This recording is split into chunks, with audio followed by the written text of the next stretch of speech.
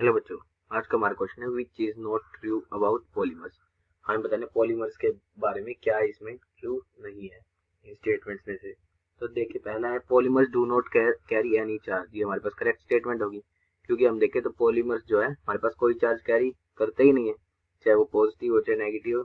ये हमारे पास कोई चार्ज भी कैरी नहीं करते, तो ये स्टेटमेंट ठीक है। ठीक है, फिर है पॉलीमर्स हैव हाई विस्कोसिटी। तो अगर देखें पॉलीमर हमारे पास जो होते हैं वो हमारे पास जो है many units of monomers are combined to form polymer via polymerization process। ठीक है, तो हमारे पास बहुत सारी यूनिट जो होती है मोनोमर की वो कंबाइन करके पॉलीमर बनाने के लिए वाया, और ये कैसे होती है पॉलीमराइजेशन प्रोसेस के थ्रू। तो हमारे पास देखें तो इसका जो पॉलीमर का है, क्योंकि बहुत सारी हमारे पास मोनोमर यूनिट जुड़ी है, तो इसका हाई मोलिकुलर वेट हो जाता है।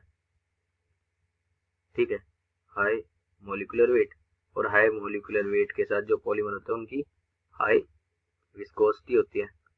Viscosity is high. तो ये ऑप्शन भी इसका करेक्ट है, मतलब ये ट्रू स्टेटमेंट है।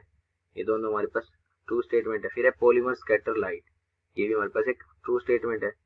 जो पॉलीमर्स है वो जो उनके बॉन्ड्स होते हैं, जब हम उसमें से लाइट पास करते हैं, जो बॉन्ड्स होते हैं वो हमारे पास लाइट्स को डिफरेंट डिफरेंट डायरेक्शन में स्कैटर कर देते हैं। ये भी स्टेटमेंट हमारे पास ट्रू होगी। फिर से polymers have low molecular weight. ये हमारे पास एक फॉल्स स्टेटमेंट होगी, क्योंकि अगर हम देखें जो पॉलीमर्स होते हैं, अभी हमने देखा कि बहुत सारे मोनोमर की यूनिट से बनते हैं, तो इसका जो मोलिकुलर वेट होता है वो बहुत ज्यादा हाई होता है।